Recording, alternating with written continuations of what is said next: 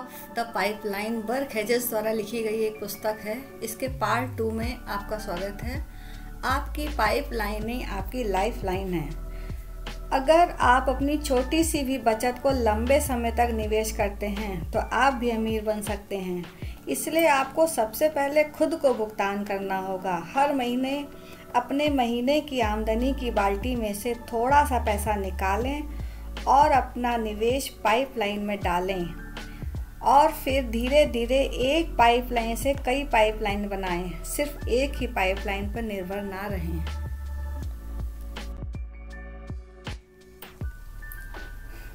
Pipeline की ताकत, आइए इसको एक छोटे से एग्जाम्पल से समझते हैं। यह कहानी ऐसे दो लोगों की है जो एक दूसरे के बिल्कुल विपरीत थे। एक बेसबॉल का खिलाड़ी था तो दूसरा छोटे से शहर के एक प्राथमिक स्कूल की टीचर। इन दोनों में और भी विभिन्नताएं थीं। एक युवा व्यक्ति था तो दूसरी एक वृद्ध महिला। पहले को एक साल में $1 मिलियन मिल जाया करते थे तो दूसरी की आमदनी कभी भी $10,000 से ज़्यादा नहीं हो सकी थी। एक की ज़िंदगी सदैव लोकप्रियता के इर्द गिर्द घूमती रही, दूसरी की ज़िंदगी मैसेच्यूसेट्स के एक छोटे से शहर में गुजरी थी। पर अगर उनकी निजी या वित्तीय पसंद आदि को देखा जाए तो उनमें भिन्नता बहुत कम थी। आप देखेंगे कि इनमें से एक पाइप बिल्डर बन गया तथा रिटायर होने तक वह करोड़पति बन गया तथा दूसरा पूरी ज़िंदगी बकेट कैरियर ही बना रहा। यह कहानी दो अलग अलग लोगों के बारे में है, पर यह बात महत्वपूर्ण नहीं है। पर महत्वपूर्ण यह जानना है कि उनका चुनाव कैसा था तथा उन चुनावों से आप क्या सीखते हैं। इन दो कहानियों को सुनने के बाद यह बात बिल्कुल स्पष्ट हो जाएगी कि कैसे वित्तीय स्वतंत्रता तथा सुरक्षा का एकमात्र विकल्प पाइपलाइन का निर्माण ही हो सकता है। चलिए इसकी शुरुआत प्रसिद्ध बेसबॉल खिलाड़ी की दास्तान से करते हैं। वक्त के साथ साथ इस प्रतिभाशाली खिलाड़ी ने निजी तथा वित्तीय दोनों ही मामलों में कुछ गलत चुनाव किए। उसके निजी चुनावों का परिणाम यह रहा: विवाह का टूटना, अल्कोहल तथा ड्रग्स के सेवन की लत। अपने आप में यह कम नहीं था, साथ ही उसके वित्तीय चुनाव भी लगभग इतने ही बुरे रहे। पूरा विश्वास है कि आपने इस खिलाड़ी का नाम ज़रूर सुना होगा। यह तकरीबन 20 सालों तक चर्चा में बना रहा था। इसका नाम है डैरिल स्ट्रॉबेरी। इसकी कहानी आपको यह सीख देती है कि आपको वित्तीय स्वतंत्रता प्राप्त करने के लिए क्या क्या नहीं करना चाहिए। डैरिल स्ट्रॉबेरी लगभग अपनी आधी ज़िंदगी प्रोफेशनल बेसबॉल खेलता रहा।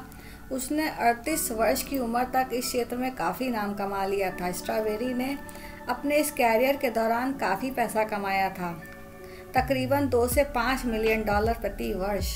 इसके अलावा उसने अपनी उपस्थिति, भाषण तथा ऑटोग्राफ वगैरह साइन करके अपने 40वें जन्मदिन के पहले तक लगभग $50 से $100 मिलियन तक कमाए। इतना पैसा कमाने वाले शख्स को अपनी ज़िंदगी में बिल्कुल सेट हो जाना चाहिए, पर ऐसा नहीं है। एक स्थानीय समाचार पत्र में प्रकाशित एक रिपोर्ट के अनुसार स्ट्रॉबेरी की आमदनी या बचत इतनी नहीं थी कि वह अपनी वर्तमान पत्नी चेरिसी तथा अपने 3 बच्चों की परवरिश कर सके। $100 मिलियन की आमदनी पर बचत कुछ भी नहीं। आखिर पैसों का क्या हुआ? उसने उन्हें खर्च कर दिए। महंगे घर, महंगी कारें तथा अपने सराय पर चलने वाले मुकदमों को लड़ने के लिए खर्चीले वकील, खर्चीला तलाक, महंगे ड्रग्स तथा अल्कोहल पुनर्वसन क्लिनिक। उसने बेसबॉल खेलने से मना कर दिया गया था, यानी उसकी आमदनी का स्रोत खत्म हो गया था। हाँ, एक चीज़ ज़रूर थी, बिल और ऐसे बिलों की संख्या दिनों दिन रात चौगुनी बढ़ती जा रही थी। दूसरी कहानी कुछ अलग है। यह मार्गरेट ओडेनल नाम के एक स्कूल के टीचर की कहानी है जो एक छोटे से शहर में रहती थी। उसने ये प्रमाणित कर दिया था कि आपको बड़ा पाइपलाइन बनाने के लिए बड़े बकेट कैरियर की ज़रूरत नहीं है। जब 70 वर्ष की आयु में वे रिटायर हुई तो उनकी आमदनी लगभग $8,500 प्रति वर्ष थी। जब 100 वर्ष की उम्र में उनकी मृत्यु हुई तो उसने लगभग 10 विभिन्न जगहों पर दान के लिए लगभग $2 मिलियन छोड़ रखे थे, जिनमें उसका चर्च, स्कूल तथा बॉय स्काउट ट्रुप भी शामिल था। पर यह सब कैसे संभव हो सकता था? प्रति वर्ष $10,000 से भी कम आमदनी वाली महिला इतना पैसा जमा कर यदि आप ऐसा सोचते हैं कि मार्गरेट वैसे लोगों में थी जो एक एक पैसे के पीछे पड़े रहते हैं या अपने खान पान पर खर्च नहीं करते हैं, तो आप गलत हैं। यह अक्सर ही अपने दोस्तों के साथ बाहर खाना खाने जाया करती थी, एक बढ़िया सी कार भी चलाया करती थी तथा लंबी छुट्टियों में हवाई जहाज से यूरोप की यात्रा भी कर लिया करती थी। उसने कभी भी जीवन का आनंद उठाने से इनकार नहीं किया, पर साथ ही साथ अपने खर्च के मामलों में अनुशासन का भी ध्यान रखा। इतना ही नहीं, उसने प्रत्येक महीने कुछ न कुछ बचाने की कोशिश की। इस तरह आप देखते हैं कि मार्गरेट की दीर्घकालीन पाइपलाइन बिल्डर का एक बेहतरीन उदाहरण माना जा सकता है। उसने 20 वर्ष की उम्र से ही बचत तथा विनियोग करना शुरू कर दिया था और इस प्रक्रिया को अपनी मृत्यु तक बरकरार रखा। स्ट्रॉबेरी के पास 20 साल थे जिसके दौरान वह पाइपलाइन बना सकता था तथा वह अपनी कमाई का सिर्फ 10% भी इन्वेस्टमेंट पाइपलाइन को तैयार करने के लिए स्टॉक में डालता तो शायद उसके पास अब तक $20 मिलियन से लेकर $100 मिलियन तक की पाइपलाइन तैयार हो चुकी होती, पर उसने ऐसा नहीं किया। स्ट्रॉबेरी ने यह मान लिया था कि उसकी बड़ी सी बकेट कभी खाली नहीं होगी।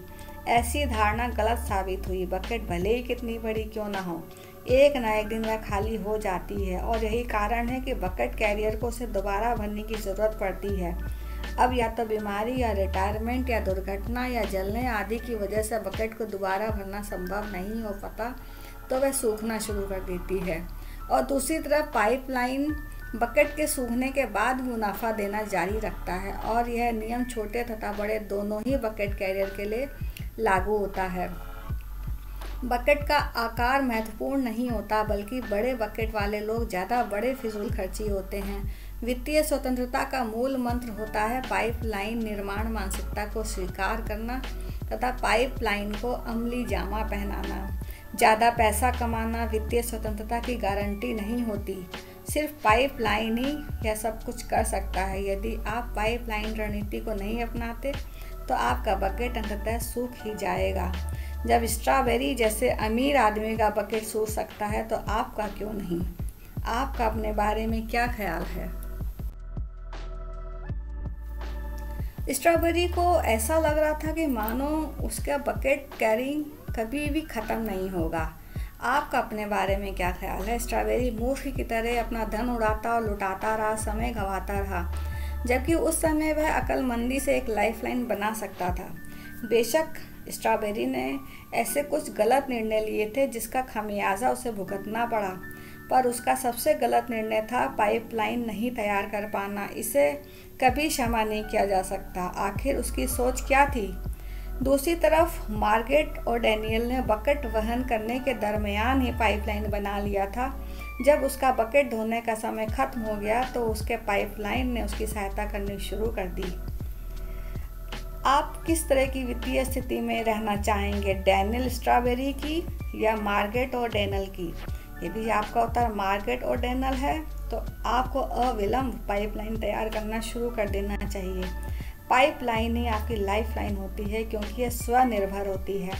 यह ठीक है कि समय समय पर इनके मरम्मत आदि की ज़रूरत पड़ती है, पर पाइपलाइन आपको निरंतर मुनाफा दे सकती है। डैनियल स्ट्रॉबेरी और मार्गरेट और डैनियल दोनों को मौका मिला था। डैनियल ने बकेट वहन करने का चुनाव किया तो मार्गरेट ने पाइपलाइन के निर्माण का। यह उनका अपना चुनाव था। अब चुनाव करने की बारी आपकी है। The parable of the pipeline के चैप्टर 4 में आपका स्वागत है। इसमें उत्तोलन का शब्द का उपयोग किया गया है। उत्तोलन मतलब लीवर। इसका मतलब होता है किसी भी काम को हल्का कर देना। जैसे अगर हम कुएं से पानी खींच रहे हैं, अगर हम बिना लीवर के पानी खींचेंगे तो हमें ज़्यादा ताकत लगानी पड़ेगी और टाइम भी ज़्यादा लगेगा। अगर हम लीवर का इस्तेमाल कर लेंगे तो हम बहुत जल्दी पानी भी खींच लेंगे और बहुत कम समय में काफ़ी पानी खींच सकते हैं। तो ये होती है उत्तोलन की ताकत या पाइपलाइन की शक्ति। लीवरेज या उत्तोलन एक विस्मयकारी अवधारणा है, सभ्यता को बदल देने की अवधारणा। 1440 में जॉन्स गुटेनबर्ग नामक एक युवा उद्यमी ने अंगूर का रस निकालने वाले प्रेस को एक कमर्शियल प्रिंटिंग प्रेस में बदल दिया। उसने गुटेनबर्ग बाइबल की 180 प्रतियां प्रिंट की तथा कुछ ही दिनों में उसने सबको बेच दिया। गुटेनबर्ग प्रिंटिंग प्रेस को तुरंत सफलता मिली। एक दशक के अंदर प्रिंटिंग प्रेस पूरे यूरोप में फैल गया। सन 1600 के मध्य तक यूरोप में 8 लाख से भी ज़्यादा प्रिंटेड पुस्तकें परिचालन में आ गईं, जो पिछले हजारों वर्ष की तुलना में तैयार की गई पुस्तकों की संख्या से 10 गुना ज़्यादा थीं। गुटेनबर्ग प्रेस ने बकेट कैरियर्स द्वारा तैयार पुस्तकों को पीछे छोड़ दिया। गुटेनबर्ग के पहले पुस्तक लेखकों तथा मठवासियों द्वारा हाथ से लिखी जाती थी। हाथ से लिखी गई पुस्तकों को तैयार करने में काफ़ी खर्च तो आता था, साथ ही वर्षों लग जाया करते थे। गुटेनबर्ग ने सबको बदल कर रख दिया। प्रिंटिंग प्रेस के आने से एक बार टाइम सेट हो जाने पर हज़ारों कापियाँ आराम से निकल जाया करती थीं। प्रिंटिंग प्रेस से प्रिंटर का समय और पैसा तो बचा ही, साथ में उसकी उत्पादकता भी बढ़ोतरी हो गई। बकेट कैरियर्स मॉडल के ज़माने की पुस्तकों में प्रयास और परिणाम का अनुपात 1:1 था। 1 घंटे के प्रयास का उत्पादन 1 घंटे का परिणाम था। यदि एक लेखक को 1 पेज की 1 कॉपी करने में 1 दिन लगता हो तो 100 पेज तैयार करने में 100 दिन लग जाएंगे। प्रिंटिंग प्रेस का आगमन यानी पाइपलाइन निर्माण का मॉडल। अगर हम इसे इस रूप में देखें कि 16वीं शताब्दी के प्रिंटर में अगर 1 पेज का टाइप सेट होगा तो दिन की समाप्ति तक सिर्फ प्रूफ की कॉपी ही निकल पाएगी। पर आप देखिए कि दूसरे दिन क्या हुआ, प्रिंटर का आगमन हुआ और उसने 100 प्रतियां निकाल दी। दूसरे शब्दों में प्रेस जितना काम 2 दिनों में करता है उसे एक लेखक को करने में 100 दिन लग जाएंगे। यही है उत्तोलन की ताकत। पाइपलाइन निर्माण मॉडल में प्रयास और परिणाम का अनुपात 1:1 नहीं रहता। जब हम उत्तोलन का उपयोग करते हैं तो प्रयास तो वही रहता है, पर परिणाम 100 गुना ज़्यादा, 1000 गुना ज़्यादा, यहाँ तक कि कई लाख गुना भी ज़्यादा होता है। उत्तोलन का मूल शब्द लीवर है, जिसका अर्थ होता है किसी चीज़ को हल्का बनाना। लीवर का उपयोग करके हम किसी भी बड़े बोझ को इतना हल्का कर सकते हैं कि एक बच्चा भी उसे आसानी से घुमा सके। जब हम लीवर के सिद्धांत का उपयोग समय और पैसों पर करते हैं तो ठीक वही बात लागू होती है, परिणाम संयोजित हो जाते हैं। उदाहरण के लिए समय के लीवरेजिंग के मामले में 1 घंटे का प्रयास 100 घंटे के उत्पादन का परिणाम देता है। 1 हफ्ते का कार्य 1 साल के उत्पादन का परिणाम देता है। पैसों को लीवरेजिंग के मामले में समय के अनुसार विनियोग किया गया प्रत्येक डॉलर तब तक संयोजित होता है जब तक कि वह प्राथमिक विनियोग के कई गुना क्यों न हो जाए।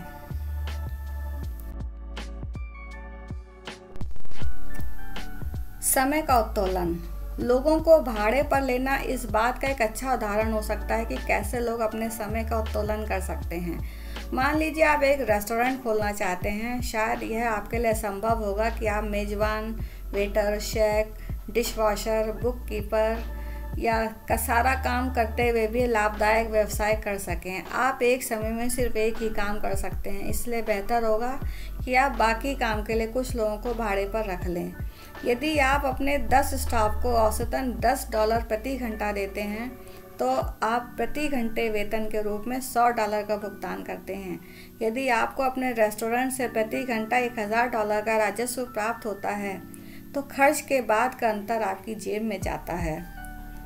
पैसों का उत्तोलन। पैसे की लीवरेजिंग यानी उत्तोलन का सबसे अच्छा उदाहरण हो सकता है स्टॉक मार्केट में विनियोग। बेशक आपने वॉरेन बफेट का नाम सुना होगा। वह वॉल स्ट्रीट की एक जीवंत दंत कथा तो है, साथ ही साथ विश्व का दूसरा या तीसरा अमीर आदमी है। उसने दूसरों के पैसों का उत्तोलन किया तथा इस प्रक्रिया में खुद तथा अन्य निवेशकों को अमीर बना दिया। क्या यह उचित नहीं होगा कि आप किसी ऐसे मैकेनिज्म की तलाश करें जिससे आप $1 को $100 में उत्तोलन कर सकें या 1 घंटे को 100 घंटों में? क्या यह अच्छी बात नहीं होगी कि आप एक बार काम करें तथा बाकी उत्तोलन को करने दें? दोस्तों, यदि आप उत्तोलन का लाभ लेना चाहते हैं तो आपको वही करना होगा जो पैब्लो तथा वॉरेन बफेट जैसे पाइपलाइन निर्माताओं ने किया, यानी एक ऐसे उत्तोलन की खोज जो आपके समय तथा पैसे को आज उत्तोलन कर सके ताकि आपका कल बेहतर हो सके। The parable of the pipeline के चैप्टर 5 में आपका स्वागत है। इसमें मनी उत्तोलन के बारे में बताया गया है। एक छोटी सी कहानी है। चीन का एक शासक शतरंज कहे जाने वाले एक नए खेल का प्रेमी हो गया। शासक ने खेल के सृजक को पुरस्कृत करने का निर्णय लिया। उसने आविष्कारकर्ता को शाही महल में बुलाया और कोर्ट में यह घोषणा की कि आविष्कारक की एक इच्छा की पूर्ति की जाएगी। महाराज, आपने मेरा मान बढ़ाया है। आविष्कारक ने विनम्रता से कहा, मेरी इच्छा है कि आप मुझे चावल का एक दाना प्रदान करें। सिर्फ चावल का एक दाना? राजा ने चौंकते हुए पूछा। बिल्कुल सही। चेस बोर्ड के पहले स्क्वायर के लिए सिर्फ एक दाना, आविष्कारक ने कहा। दूसरे स्क्वायर के लिए 2 गुना, तीसरे स्क्वायर के लिए 4 दाने, तथा इस तरह जब तक पूरे चेस बोर्ड के एक दाना 2 गुना ना हो जाए। बस यही मेरी छोटी सी इच्छा है। राजा बहुत खुश हो गया था। मुझे इतना आश्चर्यजनक खेल इतनी कम कीमत पर प्राप्त हो गया। उसने मन ही मन सोचा, अगर आज मेरे पूर्वज जीवित होते तो वे बहुत खुश होते। ठीक है, राजा चिल्लाया, चेस बोर्ड लेकर आओ ताकि हमारे इस करार के सब लोग साक्षी बन सकें।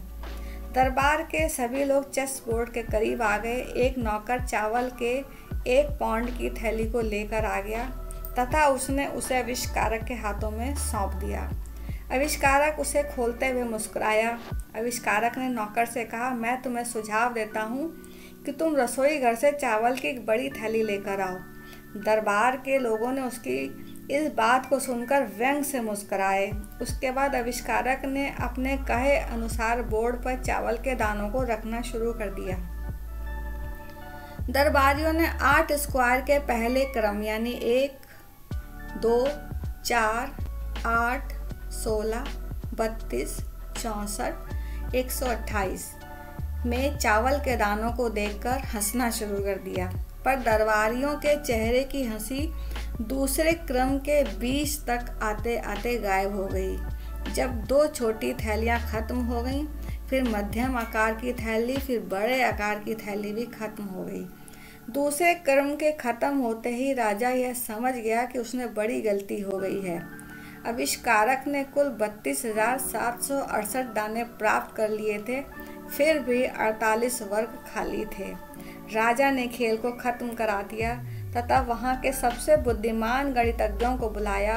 उन्होंने इन आंकड़ों को अपने अबेकस के सहारे गिनते हुए निर्विवाद निर्णय लिया। 64 वर्ग वाले चेस बोर्ड के प्रत्येक वर्ग के चावल के दानों को 2 गुना करने से इनकी संख्या 18 करोड़ अरब दानों तक हो जाएगी। इसे अगर जोड़ा जाए तो उसकी मात्रा उतनी ही होगी जितने की विश्व के तमाम चावल को 10 से गुणा करने के बाद आ सकती है। राजा ने इस प्रदर्शन को रुकवा दिया तथा आविष्कारक के समक्ष एक प्रस्ताव रखा। यदि राजा को उसके उस शब्द से मुक्त कर दिया जाए तो वह आविष्कार को इस बदले देश के साथ 100 एकड़ चावल के उपजाऊ खेत देगा। आविष्कारक ने इस प्रस्ताव को सहर्ष स्वीकार कर लिया। सभी लोगों ने आविष्कारक को उसके विवेक तथा चतुराई के लिए बधाई दी। वह खुशी खुशी अपने घर लौट आया तथा उसने वर्षों तक अपनी जिंदगी खुशी खुशी बिताई।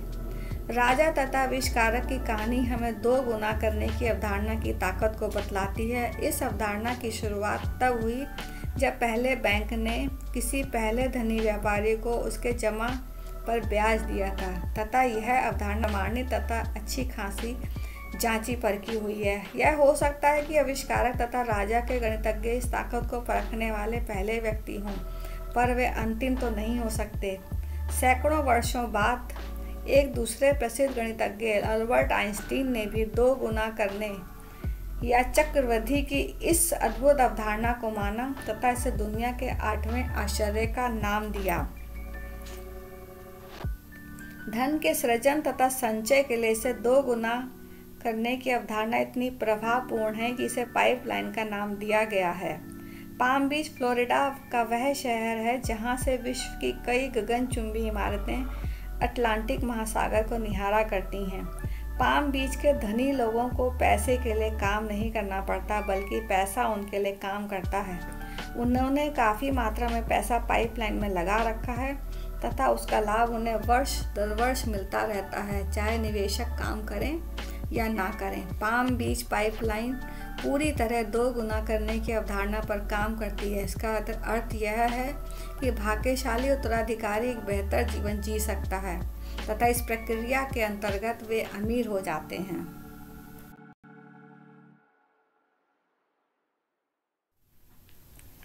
सौभाग्य से पैसे को उत्तोलन करके बनाई गई पाइपलाइन सिर्फ अमीर लोगों के लिए नहीं होती, बल्कि औसत लोग भी इसका फ़ायदा ले सकते हैं।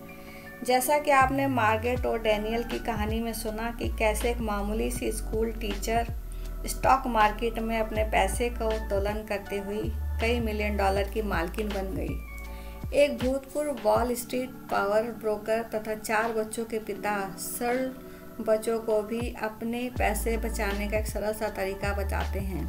वे कहते हैं कि माता पिता को अपने बच्चों को 3 प्लास्टिक जार लाकर देने चाहिए, जिन पर क्रमशः खर्च, बचत तथा निवेश लिखा होना चाहिए। जब माता पिता अपने बच्चों को सप्ताह भर के लिए पॉकेट मनी देते हैं तो उन्हें इस पैसों को 3 भागों में बांट देना चाहिए। खर्च वाला जार तुरंत किए जाने वाले खर्च के लिए है, जैसे बबल गम, बेसबॉल कार्ड आदि, तथा इन्हीं पैसों का उपयोग धर्म, शुल्क, दान आदि के लिए किया जाना चाहिए। बचत वाला जार बड़े मदों पर खर्च के लिए रखा जाना चाहिए, जैसे नई सीडी, वीडियो गेम आदि। निवेश जार पहले 2 जारों से अलग होता है, जो खर्च करने के लिए नहीं होता, कभी नहीं। सर्ल इस जार को बहुत महत्वपूर्ण मानते हैं, क्योंकि यदि हमारे पास बुरे समय के लिए कुछ नहीं होगा तो सदैव कर्ज की तलवार हमारे सर पर लटकती रहेगी। वैसे वयस्क जो दीर्घकालीन पाइपलाइन निवेश करना चाहते हैं, उन्हें इस 3 जार प्रणाली का उपयोग करना चाहिए, पर उन्हें जार में रखने के बजाय उन्हें अपना पैसा बैंक और ब्रोकरेज में लगाना चाहिए। पहले अपना भुगतान करें। अमीर लोगों की तरह अपने पैसे को उत्तोलन देने का तरीका यह है कि पहले अपना भुगतान करें, यानी अपने निवेश खाते का मासिक अंशदान नियमित रूप से करें, ताकि आप द्वारा किए गए निवेश में वृद्धि हो सके। अपने निवेश पाइपलाइन को तैयार करने का सबसे अच्छा तरीका हो सकता है आप अपनी आमदनी में से प्रत्येक महीने से कुछ पैसा निकाल कर अपने पाइपलाइन में जमा करें। यह बड़ी बुरी बात है कि हम लोग अमीर माता पिता का चयन नहीं कर सके। नतीजतन हमें बचत भी करनी पड़ती है और वह भी बचत हमारे वेतन को प्रभावित करती है। पर सबसे बड़ी सच्चाई यह है कि इस देश के अधिकांश लोगों को किस्मत विरासत में नहीं मिला करती। आंकड़े यह बताते हैं कि 5 करोड़पतियों में से 4 ऐसे हैं जिन्हें विरासत में $10,000 से ज़्यादा नहीं मिला, पर उन्होंने रॉकफेलर तथा कैनेडी की निवेश रणनीतियों की नकल करते हुए अपनी स्थिति को सुदृढ़ बना लिया। दूसरे शब्दों में, अपनी मेहनत से करोड़पतियों ने अपना पाम बीच पाइपलाइन तैयार करने के लिए अपने पैसे को उत्तोलित किया था। पर कैसे? 3 जार वाले तरीके का इस्तेमाल करके इन लोगों ने प्राप्त हुए सभी पैसों को खर्च करने की बजाय अपनी आमदनी का एक बड़ा हिस्सा निवेश जार में रखा तथा उसे वर्ष प्रति वर्ष बढ़ने दिया। सामान्यतः करोड़पति लोग अपना सफल आय का लगभग 15 से 20% बचत कर लेते हैं तथा उसका निवेश परिसंपत्ति पाइपलाइन तैयार करने में करते हैं, जैसे स्टॉक, बॉन्ड, व्यवसाय संपत्ति, commercial real estate, rental property, pension end fund आदि। यही कारण है कि अधिकांश करोड़पति 50 से 60 वर्ष की उम्र के करीब पहुंचने पर ही $1,000,000 के स्वामी बन पाते हैं। 10% की दर से $10,000 7 वर्ष के बाद $20,000 हो जाते हैं, पर 50 वर्षों में यह 7 बार 2 गुना होगा, जो लगभग $1.3 मिलियन हो जाता है। क्या करोड़पति बनना बड़ी बात नहीं होती?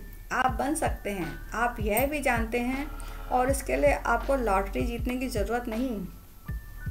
मिलीनियर्स क्लब एक बहुत ही विशिष्ट क्लब होता है। आपको एक विशिष्ट परिवार में जन्म लेना होता है, फिर एक अच्छे स्कूल में जाना होता है। परिस्थिति ऐसी नहीं होती, पर आज औसत लोग भी मिलीनियर्स क्लब में शामिल हो सकते हैं। आज यह सभी के लिए खुला है और लोग सावधानी पूर्वक निवेश करते हुए अपने पैसे को बढ़ने दे सकते हैं।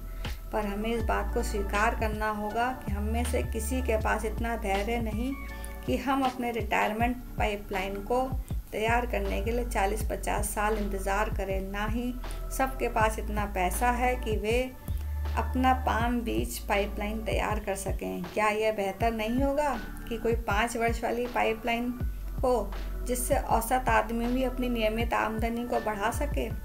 बेशक 5 साल वाली पाइपलाइन भी मौजूद है, पर इस पाइपलाइन को बनाने के लिए आपको बहुत ज़्यादा पैसों की ज़रूरत नहीं, क्योंकि पैसे को उत्तोलित करने के बजाय आप अपने समय को उत्तोलित करते हैं। The parable of the pipeline, इसके चैप्टर 6 में आपका स्वागत है। इसमें समय उत्तोलन के बारे में थोड़ा सा बताया गया है। एक पुराना कथन है, धन उत्तोलन तथा समय उत्तोलन के बीच के अंतर को अगर जोड़ दें तो वह कुछ इस प्रकार होगा। किसी पुराने और विशालकाय ओक के वृक्ष पर चढ़ने के 2 ही तरीके हो सकते हैं। आप किसी और के फल पर बैठ सकते हैं और इंतज़ार कर सकते हैं, या आप चढ़ सकते हैं।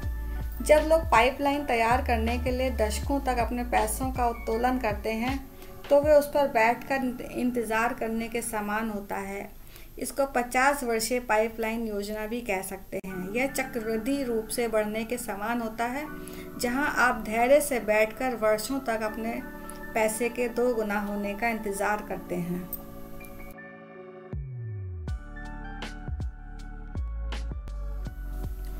अगर धन नहीं है तो समय को कैसे लीवरेज करें? इसमें कोई 2 राय नहीं है कि 50 वर्षीय पाइपलाइन योजना काम करती है। स्मरण रखें कि कैसे मार्केट और डैनियल के पाइपलाइन ने एक कम वेतन वाले टीचर को एक करोड़पति बना दिया। मार्गरेट ने अपनी आमदनी का एक बड़ा हिस्सा पाम बीच पाइपलाइन बनाने में लीवरेज किया, और वह भी कई जगहों पर, मसलन पेंशन फंड, स्टॉक मार्केट। इसे विविधीकरण भी कहते हैं। इसे लाइफलाइन तैयार करना भी कह सकते हैं।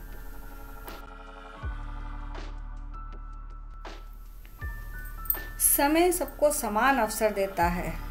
समय उत्तोलन में सबसे खास बात यह होती है कि हम सभी को बराबर समय मिलता है। इसका अर्थ यह हुआ कि सब समय अमीर या गरीब या औसत सभी तरह के लोगों को समान अवसर प्रदान करता है। चाहे आप डोनाल्ड ट्रंप हों या Donald the Trump, truck driver हों, सभी को प्रत्येक दिन समान समय मिला करता है।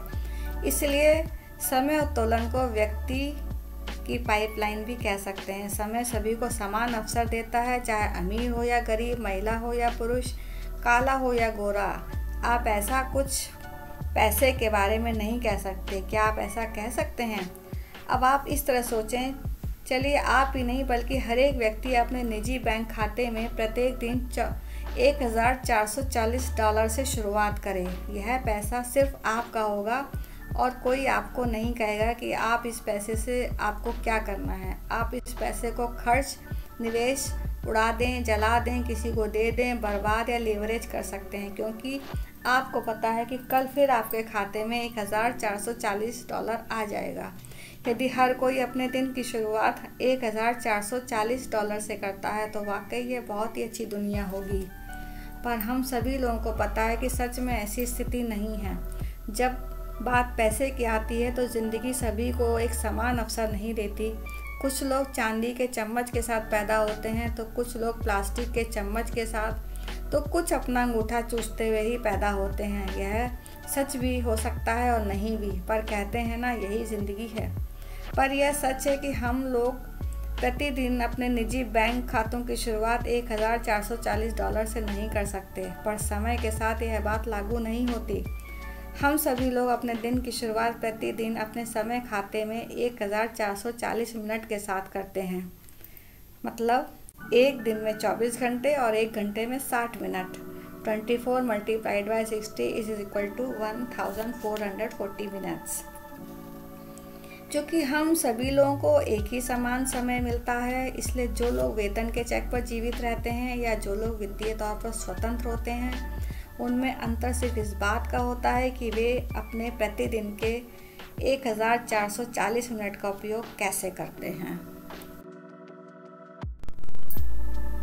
आप जितना सोचते हैं उससे ज़्यादा समय आपके पास है। कुछ लोग अपने पाइपलाइन का निर्माण करने के लिए काम इसलिए छोड़ देते हैं कि उनके अनुसार उनका समय अच्छा नहीं चल रहा होता है। हम सभी लोग तनाव में होते हैं, हम सभी लोग व्यस्त हैं, हम सभी लोगों को किसी न किसी रूप में आकस्मिकताओं का सामना करना पड़ता है। इस तरह की बातों के लिए एक शब्द है, इसे ही जीवन कहते हैं। कुछ लोग एक्स, वाई और जेड करने के लिए अच्छे समय के इंतज़ार में अपना समय बर्बाद कर देते हैं, और वे सभी लोग एक दिन अच्छे समय के इंतज़ार में काल के ग्रास बन जाएंगे, क्योंकि अच्छा समय जैसी कोई चीज़ होती ही नहीं। यदि आपसे कोई कहता है कि वह आपको $1 मिलियन देगा, बशर्ते आप एक कोने में बैठकर 1 वर्ष तक प्रतिदिन 2 घंटा बुनाई करें, बेशक आपके पास इसके लिए समय होगा। आपको यह बात बिल्कुल परेशान नहीं करेगी कि आपके बच्चे ने खेल के मैदान में अपनी बाँह तोड़ ली, या 1 सप्ताह के बाद आपकी कार स्टार्ट नहीं हो रही है। $1 मिलियन छोड़ने के बजाय आपके पास 2 घंटे तक बुनाई करने का पूरा समय होगा। चाहे वह समय बहुत बुरा हो या बहुत अच्छा, जो समय आपको मिला है वही अच्छा है। यह दुख की बात है कि अधिकांश लोग समय को गारंटी शुदा मान लेते हैं। खासकर थोड़े से समय को हम लोग समय को सिर्फ दिन, सप्ताह और वर्ष में मापना जानते हैं, ना कि मिनट और घंटे में। हम लोग सोमवार से शुक्रवार तक सुबह 9 बजे से सवेरे शाम के 5 बजे तक काम करते हैं। हम अपनी ज़िंदगी की योजना मासिक कैलेंडर के हिसाब से बनाते हैं। हम अपना जन्मदिन और अपनी वर्षगांठ साल में 1 बार बनाते हैं।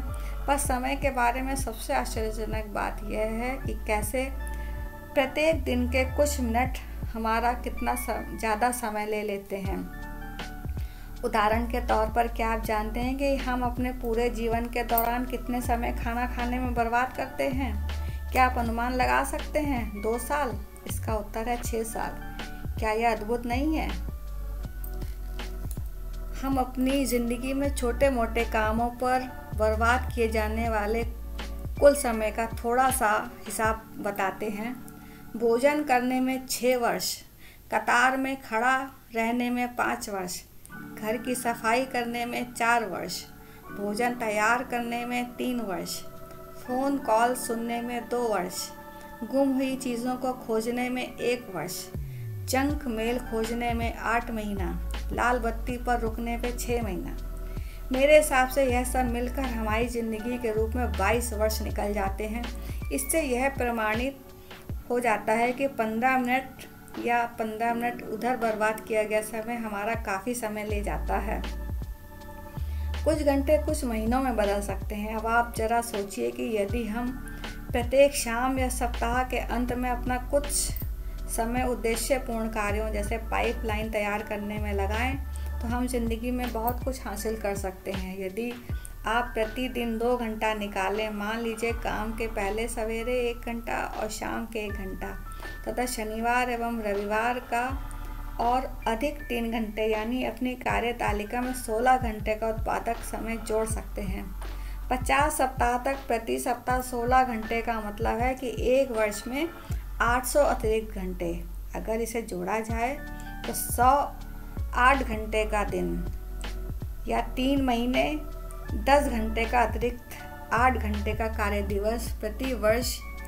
बस आपको सिर्फ इतना करना होगा कि यह सब करने के लिए आपको प्रति वर्ष 3 महीने का अतिरिक्त उत्पादक माह पाने के लिए कुछ घंटों की व्यवस्था करनी होगी।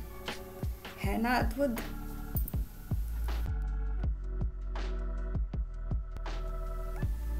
मुफ्त समय का उपयोग ये वह मूल मंत्र है जिसका उपयोग करके सफल लोग बहुत कुछ कर पाते हैं या अपनी ज़िंदगी में बहुत कुछ पा लेते हैं। क्या आप सोचते हैं कि बिल गेट्स एक सामान्य आदमी की तरह शाम 5 बजे रोज़ घर लौट आते हैं और 7 घंटों तक बैठकर टीवी देखते हैं? हाल ही में वॉल स्ट्रीट जर्नल में प्रकाशित एक लेखक के अनुसार उत्तर अमेरिका के 10% सबसे अधिक आमदनी वाले लोग औसतन सप्ताह में 52 घंटे काम करते हैं, जबकि 10% सबसे कम आमदनी लोग सप्ताह में सिर्फ 45 घंटे काम करते हैं। 10% लोग सिर्फ ज़्यादा काम नहीं करते, बल्कि वे लोग काम सही तरीके से तथा पूरी तन्मयता के साथ करते हैं। दूसरे शब्दों में, वे डॉलर के लिए अपने समय का व्यवसाय नहीं करते। ऐसा नहीं हो सकता कि आप किसी डिपार्टमेंटल स्टोर में जाएं और वहां आपको माइकल जॉर्डन काउंटर के पीछे लॉटरी का टिकट और बियर की बोतल बेचते हुए नजर आएं। किसी भी क्षेत्र के सफल लोग अपने समय का उत्तोलन का कोई भी अवसर हाथ से जाने नहीं देते।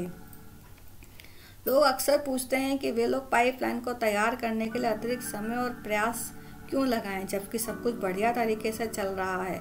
वे कहते हैं कि उन्हें कार्यकाल में लंबे समय तक कार्य करने के बाद आराम करने की ज़रूरत होती है। वे इसके लिए क्लोजेट बॉय में जाकर लेटते हैं तथा नींद नहीं आने तक टीवी देखा करते हैं। कहते हैं वे कि ज़िंदगी मज़े से चल रही है, अच्छी नौकरी है, बैंक में कुछ पैसे भी हैं, बच्चे अच्छे स्कूल जा रहे हैं, फिर ज़्यादा मेहनत करने की क्या ज़रूरत है। जब आपका बढ़िया समय चल रहा हो तो पाइपलाइन को तैयार करने का इससे बढ़िया कोई समय नहीं हो सकता, क्योंकि समय कभी भी बदल सकता है। एक व्यक्ति एक होटल के 30वें मंजिल पर खड़ा होकर मैनहट्टन के सेंट्रल पार्क को देख रहा था। उसने इस दृश्य का और आनंद लेने के लिए खिड़की को खोल दिया। जैसे ही उसने अपनी खिड़की से नीचे की ओर देखा तो उसे अपने कमरे के नीचे एक व्यक्ति को गिरते हुए देखा। तुम क्या कर रहे हो? उसने गिरते हुए व्यक्ति से पूछा। अब तक तो ठीक हूँ, उसने उत्तर दिया। इस दुनिया में ना जाने ऐसे कितने बकेट कैरियर हैं जो अब तक ठीक हूँ वाले फॉर्मूले पर चल रहे हैं। जब तक हम समय और डॉलर के हिसाब से चलेंगे तब तक हमारी ज़िंदगी में सुरक्षा का अभाव रहेगा। क्यों? जब वे किसी बीमारी या दुर्घटना के कारण समय नहीं दे पाएंगे तब उनके वेतन का चेक आना बंद हो जाएगा। बकेट वाहकों के लिए वेतन चेक नहीं मिलने का मतलब है सुरक्षा का अभाव। पर हम अब तक ठीक हैं को सदैव के लिए ठीक मानने की गलती नहीं कर सकते। सभी लोग जानते हैं कि ज़िंदगी कई चक्रों में चला करती है और वैसे ही अर्थव्यवस्था भी। इस समय व्यवसाय चक्र पराकाष्ठा पर है। हो सकता है आपका निजी जीवन चक्र भी सर्वाधिक ऊंचाई पर हो, लेकिन जो भी चीज़ ऊपर जाती है वह नीचे आती भी है। पर जब लोग नीचे गिरना शुरू करते हैं तब कुछ लोगों को ज़िंदगी की वास्तविकता का सामना भी करना पड़ता है, जैसे बंदी, कैरियर में बदलाव, क्रेडिट कार्ड का कर्ज, चिकित्सा संबंधी आकस्मिकताएं, वृद्ध रोगियों के लिए नर्सिंग होम केयर। स्मार्ट लोग यह समझते हैं कि अपने काम को सुदृढ़ बनाने का समय तभी होता है जब आपका व्यवसाय बहुत बढ़िया चल रहा हो। स्मार्ट लोग मंदी के आने से पहले ही अपनी सुरक्षा की व्यवस्था कर लेते हैं, ना कि उसके दौरान। यह चींटी और टिड्डी की कहानी के समान है। चींटी एक पाइपलाइन बिल्डर थी तथा उसने अपनी गर्मी के समय में ही कुछ अतिरिक्त समय निकालकर जाड़े के लिए अनाज जमा कर लिया था। उसने गर्मी का आनंद तो उठाया ही, पर उसने अपने विवेक का इस्तेमाल करते हुए पाइपलाइन निर्मित करने का समय भी निकाला। दूसरी तरफ टिड्डा बकेट वाहक था। उसने अपना पूरा पैसा खर्च कर दिया, साथ ही समय की बर्बादी भी। उसने आने वाले जाड़े की अनदेखी कर दी, पर जब जाड़े का मौसम आया तो उसके पास कोई पाइपलाइन नहीं थी और भूख से उसकी मृत्यु हो गई। क्या आपको एक प्रसिद्ध विज्ञापन का स्लोगन याद है, पे मी नाउ या पे मी लेटर? इसका अभिप्राय पाइपलाइन तैयार करने से ही है। या तो आप थोड़े का भुगतान करते हुए अपने समय और पैसे के निवेश से पाइपलाइन का निर्माण कर सकते हैं, या फिर जब आप 60 या 70 वर्ष के हो जाएंगे सोशल सिक्योरिटी चेक पर जीवित रहने की जद्दोजहद करते हुए बाद में बड़ी मात्रा में भुगतान करें। जरा सोचें, यदि आपका पाइपलाइन जगह पर है और बाद में भुगतान करने के बजाय आपको इसका भुगतान बाद में मिलेगा। याद रखें, समय आपको बर्बादी का मौका देता है। हम सभी के पास उत्तोलन के लिए एक समान मात्रा में पैसे नहीं होते, पर हम सभी के पास एक समान समय होता है। आप एक सप्ताह के दौरान अपना कुछ खाली समय बचाते हुए एक पाइपलाइन का निर्माण कर सकते हैं, ताकि वह आपकी वर्षों तक नियमित भुगतान करता रहे। हम लोग भाग्यशाली हैं कि हम ऐसे समय में रहते हैं जहां सभी लोग पाइपलाइन तैयार करने के लिए टाइम या समय को लीवरेज कर सकते हैं। ऐसी स्थिति सदैव नहीं रहती। 20वीं शताब्दी के उत्तरार्ध में केवल बहुत ही अमीर लोग अपने समय को लीवरेज कर पाते थे। 1890 में अधिकांश लोग एक दिन में 10 घंटे काम किया करते थे। वे लोग इतने व्यस्त रहा करते थे कि उन्हें समय को लीवरेज करने का समय ही नहीं मिलता था। पर आज लोगों के पास समय है और समय की नज़रों में भी सभी लोग समान होते हैं। समय ही हमें इस योग्य बनाता है कि हम जिंदगी में असंभव को भी संभव कर दें। अमीर लोग एक दिन में 48 घंटे नहीं मिल पाते, जबकि गरीब लोगों को 12 घंटे मिल जाते हैं। इन दोनों को बराबर समय ही मिलता है, 24 घंटा, एक दिन, सप्ताह में 7 दिन, वर्ष में 365 दिन। आज पाइपलाइन सिर्फ अमीर लोगों के लिए ही नहीं रह गया है। आज कोई भी आदमी थोड़ा समय और प्रयास करके समय को तोलक करते हुए 2 से 5 वर्ष के बीच पाइपलाइन को तैयार कर सकता है, जो उसे दशकों तक फ़ायदा पहुंचा सकती है। वस्तुतः हमारे पास एक ऐसा मंत्र है जो विश्व के इतिहास का सबसे महान टाइम लीवरेज मंत्र है, और इस मंत्र के सहारे कई लोग बहुत ही कम समय में करोड़पति बन चुके हैं। इस अद्भुत पाइपलाइन को ई पाइपलाइन कह सकते हैं। आप संभवतः इसे दूसरे नाम से जानते हैं, एक ऐसा मीडिया जो 24 घंटे छाया रहता है। यह नाम है internet. Thanks for watching this video.